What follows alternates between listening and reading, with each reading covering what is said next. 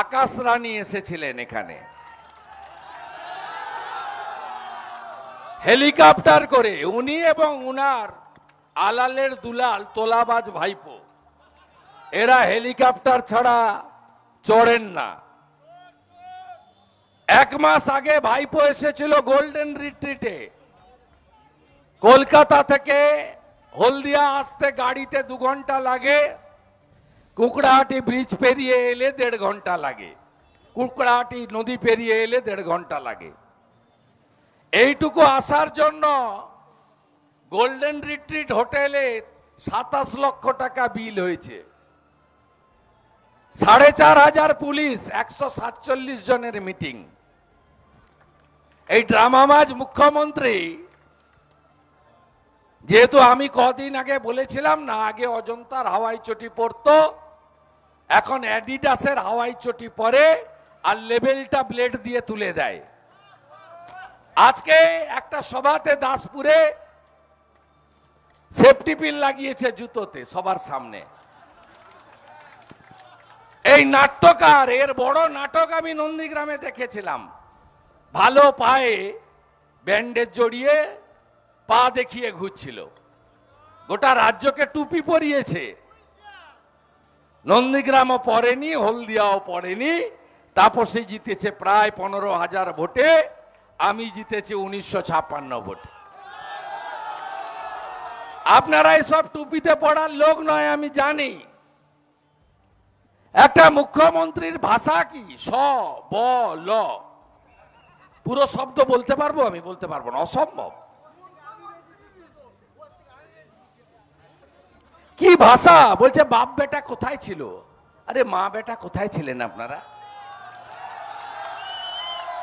আপনার আলালের দুলাল 2011 সালে 21শে জুলাই দিল্লি থেকে নেমেছে, তার আগের লড়াইতে কোথায় ছিল? আর নন্দীগ্রামের ইতিহাস, তার উত্তর 21 সালে নন্দীগ্রামের জনগণ দিয়ে দিয়েছে, আবার 25 তারিখে দিয়ে দেবে। আমি নন্দীগ্রামে এই কয়লা চোর গরু পাচারকারী ভাইপো 22 তারিখে আসবে। আমি 23 তারিখে নন্দীগ্রামের তার উত্তরটা ধরে ধরে হলদিয়াতে যা বলে গেছে তার উত্তর আমি দিয়ে দেব। আমি শুধু মমতা ব্যানার্জির মিথ্যাচারের কতগুলো উদাহরণ দিয়ে সভা আমার বক্তব্য শেষ করব। এক হচ্ছে, মমতা ব্যানার্জি 21-এর আগে বলেছিল ডবল ডবল চাকরি হবে, হ্যাঁ কি না বলুন? এখন ডবল ডবল চাকরি যাচ্ছে, হ্যাঁ কি না বলুন? মমতা ব্যানার্জি তার দলের যে 21 সালের প্রার্থী, যার মারা যাওয়ার বয়স হয়নি, অকালে মারা গেছেন স্বপন নস্কর, রাজনৈতিক বিরোধ থাকতে পারে, তার এইচএফসির মাঠ যেখানে তিনি ক্ষুদিরাম মেলা করেন, সেই মাঠে কালকে এসেছিলেন। তিনি তার সহকর্মীর নাম কালকে একবারও বলেছেন যে আমার স্বপনটা ছিল, চলে গেল অকালে? কি ধরনের মানুষ শুধু লক্ষ্য করুন। এত ক্রোধ, প্রতিহিংসা আমার উপরে, কারণটা কি জানেন? কারণটা হচ্ছে যত দিন বাঁচবে কানের কাছে বাজবে হেরেছি হেরেছি হেরেছি। 1956 জ্বালা, এ জ্বালা মেটার নয়। তারপরে ভেবেছিল যে সূর্যকান্ত মিশ্রকে 11 সালে সিপিএম এর বিরোধী দলনেতা বিমান বাবুকে ফিশ ফ্রাই খাইয়ে, ভদ্রলোক সৎ মানুষ, নবান্নতে ডেকে ফিশ ফ্রাই খাইয়ে ম্যানেজ করে নিয়েছিল। সূর্যবাবুর বউ শ্রীমতী উষা মিশ্র তার এনজিওর বিরুদ্ধে সিআইডি লাগিয়ে 3 বার ভবানী ভবনে ডেকে সূর্যবাবুকে ভয় দেখিয়ে দিয়েছিল, তুমি বাড়াবাড়ি করলে তোমার সহধর্মিনীকে জেলে যাব। সূর্যবাবু আর বিরোধিতা করেননি, সেটিং অপোজিশন ছিল। 16তে কংগ্রেস তাই, আর আমি তাপসীরা 70টা এমএলএ ওকে বিধানসভায় যা করি,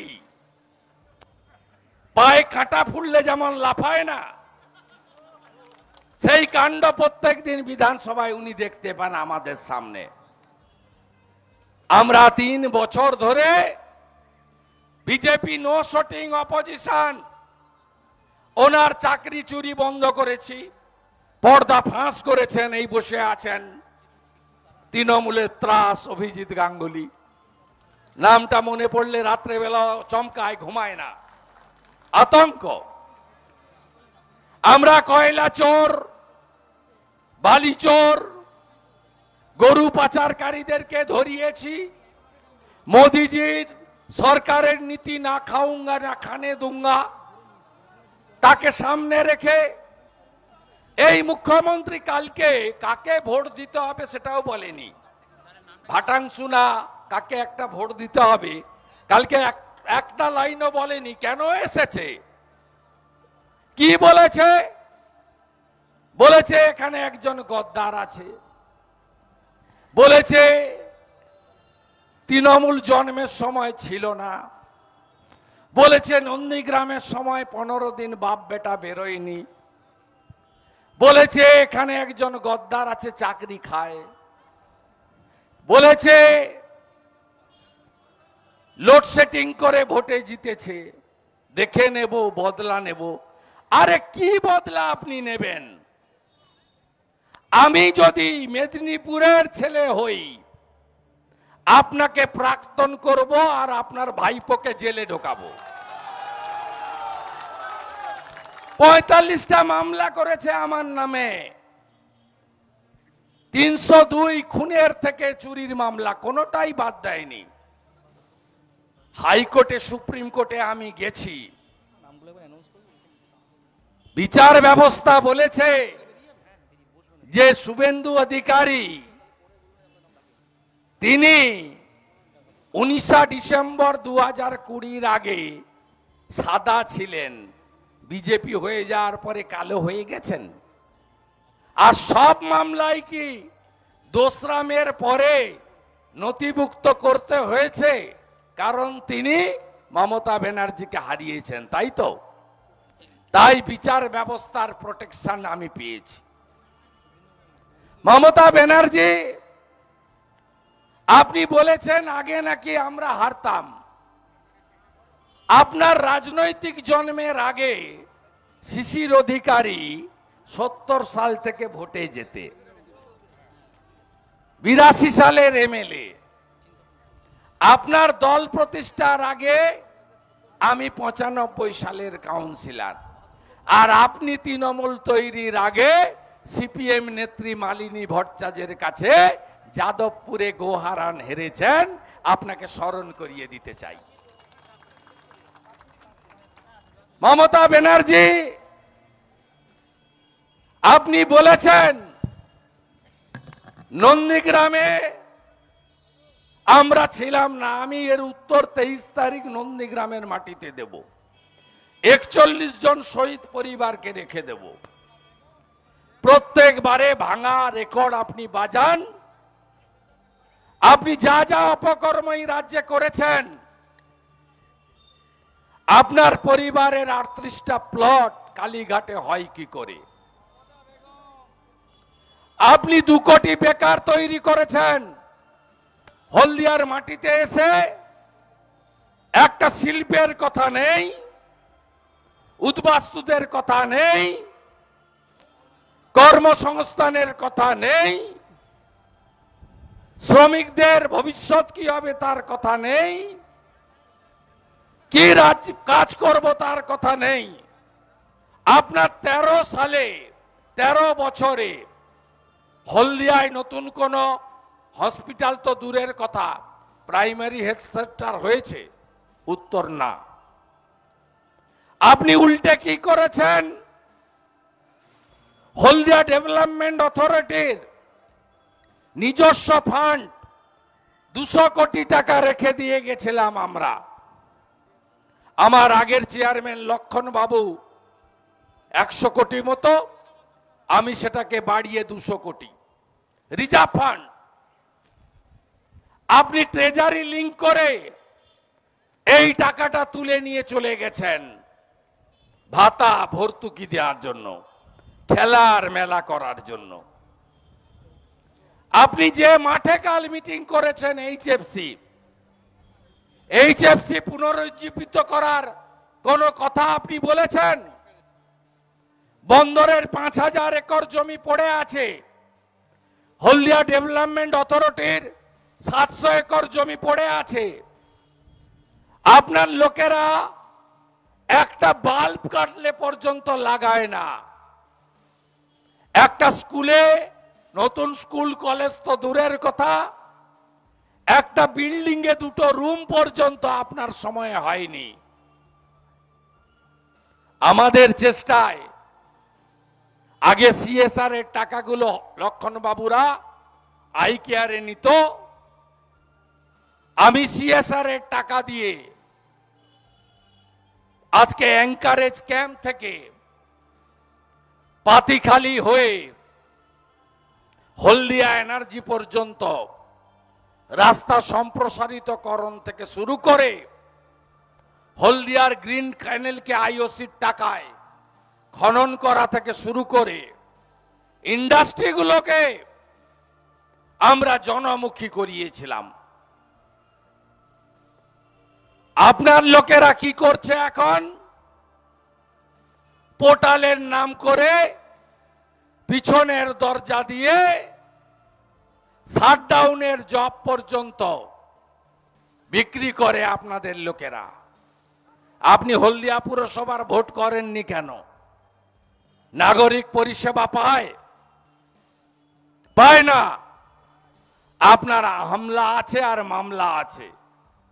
কত বড় মিথ্যাবাদী দেখুন। আগে বলতো সিএএ হলে আধারের কার্ড নাগরিকত্ব চলে যাবে। যেই পরশুদিন সিএ এর সার্টিফিকেট অমিত শাহজিরা দিয়ে দিয়েছেন, এখন আর সিএ এর কোনো কথা নাই। আজকে দাসপুরে গিয়ে বলছে পরিযায়ী শ্রমিক ফিরে এসো, স্বাস্থ্য সাথীর কার্ড দেব। ওটা ভুয়া কার্ড, কেউ নেয় না। যে কোনো নার্সিং হোমে গেলে বলে কার্ড না ক্যাশ, ক্যাশ হলে বলে আসো, কার্ড থাকলে বলে বেড নাই। পশ্চিমবঙ্গের বাইরে ওই কার্ড কেউ নেয় না। আপনি পরিযায়ী শ্রমিকদের বলছেন এনআরসি হয়ে যাবে, নাগরিকত্ব চলে যাবে। এত বড় মিথ্যাবাদী। ঝাড়গ্রামে গিয়ে আদিবাসী নেতা আমাদের প্রার্থী বলছেন এই ডাক্তার পদত্যাগ করে দিয়েছে। তিনি নাকি পদত্যাগ অনুমোদন করে দিয়েছেন, পারলে আটকে দিতেন। জাস্টিস রাজাশেখর মান্তা রাজ্য সরকারকে কষিয়ে থাপ্পড় মেরে উনার পদত্যাগ পত্র স্বীকার করেছে। মমতা ব্যানার্জি 11 সালে ডাক্তার সুকুমার হাসদা 2.5 বছর বাকি ছিল, পদত্যাগ করে প্রার্থী হয়েছিল, মনে নেই আপনার? আপনি বর্ধমান পূর্বে ডাক্তার শর্মিলা সরকারকে দাঁড় করিয়েছেন ডাক্তার থেকে পদত্যাগ করে। নিজের বেলায় দাঁত কপাটি, পরের বেলায় নাই। মমতা ব্যানার্জি, আপনার এই মিথ্যাচার বাংলার মানুষ এই নির্বাচনে বুঝিয়ে দেবে। 2 কোটি বেকার, কর্মবিনিয়োগ কেন্দ্রে তালা, 13 বছরে একটা ইন্ডাস্ট্রি আনতে পারেননি। ল্যান্ড পলিসি ভুল। আমি উনার মন্ত্রিসভার সদস্য ছিলাম, বারে বারে বলেছি আপনি এই ল্যান্ড পলিসি করলে এই রাজ্যে বিনিয়োগ হতে পারবে না। তিনি বলছেন আমার শিল্প করার দরকার নেই, অ্যাকাউন্টে 500 টাকা দিয়ে দেব আর মুসলমানদের ভয় দেখাবো, বিজেপি হিন্দুদের পার্টি, তোমাদেরকে তাড়িয়ে দেবে। 30% হয়ে গেল, আর 500-700 টাকা দিয়ে দেব। আর এখন তো বলছে লক্ষ্মীর ভান্ডার বিজেপি বন্ধ করবে। আমি যে বন্ধ তো করবে না, 3000 টাকা করে দেবে। তা আমাদের স্কিম আসাম দেয়, মধ্যপ্রদেশ দেয়, পিটিটিআই 5 লাখ করালা ত্রিপুরায় চাকরি পায়। যোগীজি গুজরাট দেখিয়ে দিয়েছে ইন্ডাস্ট্রি কাকে বলে। কি ভাষা, বাপ বেটা। আপনার পার্টিটা তো উঠে গেছিল মাননীয়া 2001 সালে, হয় এবার নয় নেভার। কেউ দিত না জায়গা। আপনি ভুলে গেছেন 2003 সালে ফেব্রুয়ারি মাসে কলকাতাতে কোনো হল পাননি আপনি। নেতাজি ইন্ডোর, নজরুল মঞ্চ, ক্ষুদিরাম অনুশীলন কেন্দ্র দেয়নি বামফ্রন্ট সরকার আপনাকে মিটিং করতে। শিশির অধিকারী কাঁথি অরবিন্দ স্টেডিয়ামে আপনার পার্টির সম্মেলন করিয়েছিল ফেব্রুয়ারি 2003। আপনি ভুলে গেছেন মমতা ব্যানার্জি 2003 সাল 18 ফেব্রুয়ারি তমলুকে জেলা শাসকের অফিসের সামনে দীপক ঘোষ তখন অবিভক্ত আপনার জেলার কনভেনার, আপনি এসেছিলেন সভা করতে। তারপরে আমাকে বলছিলেন হলদিয়ায় আমি 9ই আগস্ট সভা করব। 2003 হেলিপ্যাড কে করবে, কে দায়িত্ব নেবে? আমি যখন যুবর সভাপতি ছিলাম জেলার যুব তৃণমূলের। ভুলে গেছেন আপনি? লক্ষণবাবুরা সব তালা চাবি লাগিয়ে দিয়েছিল, এক গ্লাস জলও কেউ দেয়নি। চৈতন্যপুর থেকে প্যান্ডেল, মহিষাদল থেকে মাইক, কাঁথি পৌরসভার জলের গাড়ি, ভাষণ দিয়েছিলেন আপনি। ফিরার সময় নন্দকুমারের টার্নিংয়ে সুকুমার দে সাক্ষী গাড়ির কাঁচ নামিয়ে আমাকে বলছিলেন নির্মলেন্দু দা 98, 99 দুবার লড়েছে, এবারে লক্ষণ সেটের বিরুদ্ধে লড়তে চাইছে না, তুই কি লড়বি? ভুলে গেছিলেন না? 4 সালে তো আপনি প্রার্থী পাননি, আমি তো লড়েছি, আমি লড়েছি। আপনি ভুলে গেছেন না জঙ্গলমহল কোন দিক দিয়ে যেতে হয়? রাস্তা জানতেন না? ভুলে গেছেন আপনি? আপনি বলতে পারবেন নন্দীগ্রামে শহীদদের 5টা নাম? পারবেন বলতে? আপনি কোথায় ছিলেন? নন্দীগ্রাম আন্দোলনের পটভূমিকা হয়েছে 2006 3রা নভেম্বর সোনাচূড়াতে, জমি রক্ষা কমিটির নামে। ভূমি উচ্ছেদ কমিটি হয়নি সেদিন। ডিসেম্বর মাসে নন্দীগ্রাম বাস স্ট্যান্ডে মিটিং, আপনার মন্ত্রী সিদ্দিকুল্লাহ চৌধুরীকে জিজ্ঞেস করে নেবেন, সাক্ষী দিচ্ছি তো। 3রা জানুয়ারি ভূতা মোড়ে আন্দোলনের শুরু, সেদিন কোথায় ছিলেন আপনি? চকলেট, ক্যাডবেরি, স্যান্ডউইচ খেয়ে অনশন করছিলেন না টাটাকে তাড়ানোর জন্য? এই রাজ্যের নেত্রী বটে, শিল্প বাগান গুজরাটে তৈরি হওয়া কারখানাকে ডিনামাইট দিয়ে তুলে দিয়েছেন, বেকারের স্বপ্ন ধ্বংস করেছেন। আপনি করতে জানেন? সেদিন বামনচকে আমি ছিলাম আর আপনি ছিলেন নার্সিংহোমে, উডল্যান্ড নার্সিংহোমে। 7ই জানুয়ারি তার আগের দিন হলদিয়া উৎসব, গুলি চলল পানের বরস থেকে, ভরত মন্ডল, বিশ্বজিৎ মাইতি মারা গেল, দেহ দুটো পাওয়া গেল। আর শেখ সেলিম 30 বছরের যুবক, জাদুবাড়ি চর, পাকে পুঁতে রেখেছিল, দুটো হাত দুটো পা বেঁধে। রাস্তা কাটা। আমি মোটরসাইকেল চালিয়ে এসে 10:30টার সময় সেলিমের দেহ আমি তুলেছিলাম, হসপিটালে আমি নিয়ে গেছিলাম। আপনি কোথায় ছিলেন মাননীয়া? মাননীয়া 14ই মার্চ গুলি চলল, আগের দিন আমি নন্দীগ্রামে। আপনার দুটো কাউন্সিলর এসেছিলেন, মহিলা কাউন্সিলর, পুরবিধি এসেছিলেন, জিজ্ঞেস করে নেবেন, সাক্ষী দিচ্ছি আমি। 14 তারিখে গুলি চলল, সন্ধ্যাবেলা আপনি এলেন, আপনাকে সিপিএম আটকে দিল ক্ষুদিরাম মোড়ে চণ্ডীপুরে, ওখান থেকে ফিরে গেলেন। আপনার তখন বুদ্ধবাবু এই কাজটা করেছিল, আপনার সঙ্গে প্রচুর সিকিউরিটি দিত। আপনি যখন নোংরামিটা করেন না, বুদ্ধবাবু ওই নোংরামিটা করতো না আপনার সঙ্গে। আপনি চণ্ডীপুর থেকে ফিরে পালালেন, থাকলেন কোলাঘাটে। পরের দিন সকালবেলা 10টায় এলেন হসপিটালে, বাজার খারাপ দেখে অজ্ঞানের ভান করে পালালেন 11টায়। আমি এবং শিশির অধিকারী সকাল 8টায় বাড়ি থেকে বেরিয়েছি। সিপিএম ডেকেছিল বন্ধ, হরিপুর জালদা, খড়গপুর, বালিচক, ডেবরা, কোলাঘাটের ভিতর রূপনারায়ণের চর দিয়ে তমলুকের নিমতলায় উঠে নন্দকুমারের ভিতর দিয়ে কাপাসাড়া টোপকে নদীটা পেরিয়ে খেয়া বন্ধ একটা মাঝিকে ডেকে গাড়ি বন্ধ তালাচাবি লাগানো ট্রেকার ডাকিয়ে অনুরোধ করে তালা খুলিয়ে 3:30টায় পৌঁছেছি, 8টায় কাঁথি থেকে বেরিয়ে। শিশির অধিকারী, আমি শুভেন্দু অধিকারী। 14টা দেহ এসছে, একটা আইডেন্টিফাই হয়নি, 13টা দেহ আমরা পৌঁছে দিয়ে এলাকা পুনর্দখল করিয়ে এসেছি। আপনি কোথায় ছিলেন মাননীয়া? বাকিটা ওই দিন বলবো, বাগনানে যাই।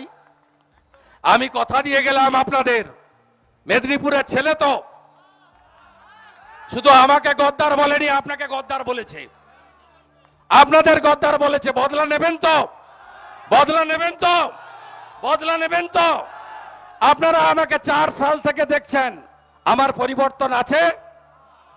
হাতে আংটি আছে, গলায় হার আছে, আমার কোনো পরিবর্তন আছে? জুতো থেকে জামা 4 সালে দেখেছেন, ক্ষমতা থাকা অবস্থায় দেখেছেন, ক্ষমতায় না থাকা অবস্থায় দেখেছেন। আর এই আলালের দুলাল বাপ বেটা কি ভাষা! এটা নিম্ন বেধা, কালীঘাটের পুঁতিগন্ধময় নালায় জন্ম। যে যেখান থেকে উঠে আসে তার মানসিকতা তাই হয়। জঙ্গলের জানোয়ারকে চিড়িয়াখানায় আনলে জানোয়ার কখনো ভদ্র হয় না। আর আমরা মেদিনীপুরের লোক, আপনি গায়ের পান্তা খাওয়া লোককে অপমান করবেন?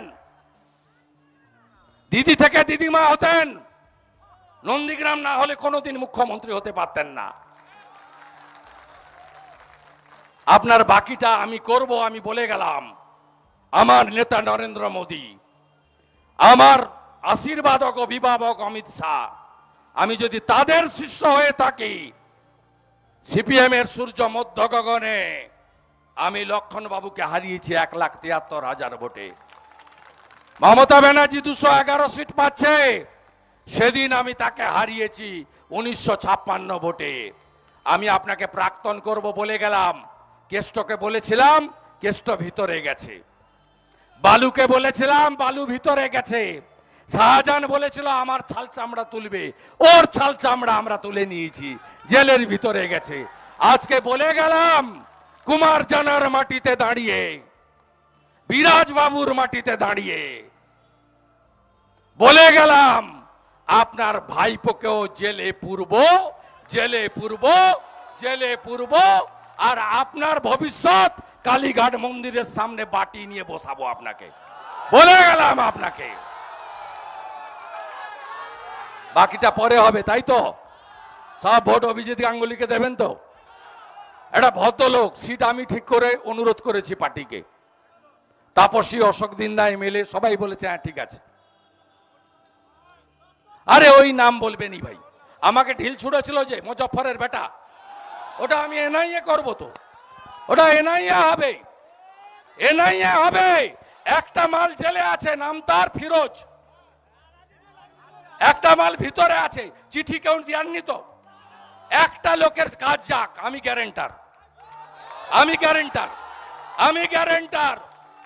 অভিজিৎ গাঙ্গুলি জিতবে, আইওসি সহ সমস্ত সিওডি যা পেন্ডিং আছে আমরা বিশ্বকর্মা পূজার আগে করাবো। এমপি আর এমএলএ কে নিয়ে করাবো, এমপি আর এমএলএ কে নিয়ে করাবো। আমরা দায়িত্ব নিয়ে বলে গেলাম, বিশ্বকর্মা পূজার আগে সব শ্রমিকের দাবি পূরণ করব। সবাই ভালো থাকবেন। অভিষেকের সময় অভিষেক বলেছে আপনি 22,000 চাকরি খেয়েছেন, এই নিয়ে কি বলবেন? অভিষেকের মুখে এবং ল্যাজে চাকরির রক্ত লেগে আছে। ওরা চুরি করে অযোগ্যদের চাকরি দিয়েছিল, যোগ্যদের চাকরি খেয়েছিল, যোগ্যদের চাকরি দেয়নি। এই জোচ্চোর দলকে কেউ যেন কোনো সমর্থন না দেয়, এরা পশ্চিমবঙ্গে থাকার অযোগ্য। আর তাছাড়া এই ভাইপো টাইপো এরা সব হালকা যোগী, এরা কি বলবো। ইলেকশন কমিশনার বলেছে যে 20 তারিখের মধ্যে আপনাকে রিপোর্ট জমা দিতে হবে। বন্দ্যোপাধ্যায়কে আপনি দেবো কি হবে, উত্তর দেবো। ইলেকশন কমিশনের তো অধিকার আছে উত্তর চাওয়ার, সেই উত্তর চেয়েছে, আমি সেই উত্তর দিয়ে দেবো। তো জানাবো মমতা ব্যানার্জির পুলিশ, মমতার পুলিশ মাম্পি দাসের ইস্যুতে সপাটে থাপ্পড় খেয়েছে হাইকোর্টে। মেহেদি হাসান এসপি আর আমিনুল এসডিপিও মিনাখা। মমতা পুলিশ পশ্চিমবাংলার গণতন্ত্র, নারী সুরক্ষা এবং সংবিধানকে বাঁচানোর জন্য কলকাতা হাইকোর্টের ভূমিকা অনস্বীকার্য। মিসইউজ অফ পুলিশ আর ইলেকশন কমিশন অফ ইন্ডিয়া তারা এই পুলিশগুলোকে অ্যালাউ করছে। আমাদের ময়না বিধানসভার কনভেনার গৌতম গুরুকেও ভাসানোর চেষ্টা হচ্ছে। এসডিপিও তমলুক অস্ত্র রেখে দিয়ে এসছে গিয়ে। আমাদের পটাশপুরের মন্ডল প্রেসিডেন্ট সত্যজিৎ মাইতি, তাকে হ্যান্ডমেড বন্দুক দিয়ে ওখানকার এক তার কাটা ওসি অ্যারেস্ট করেছে। আমরা এর প্রতিবাদ করব।